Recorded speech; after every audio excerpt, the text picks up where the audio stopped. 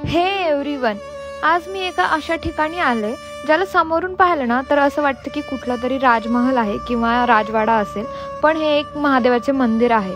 महादजी शिंदे छत्री हे पुण्यात वसलेले एक ऐतिहासिक स्मारक आहे, जे मराठा साम्राज्यातील सेनापती महादजी शिंदे यांच्या स्मरणात बांधले आहे। राजस्थानी आणि युरोपियन या शैलींच्या मिश्रणात बांधलेली ही वास्तुकला खरंच खूप सुंदर आणि आकर्षक आहे।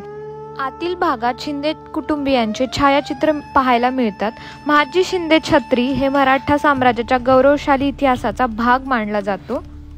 पानिपतच्या तिसऱ्या युद्धानंतर मराठा साम्राज्याची घडी पुन्हा बसवण्यात महादजी शिंदे यांचा खूप मोठा वाटा होता।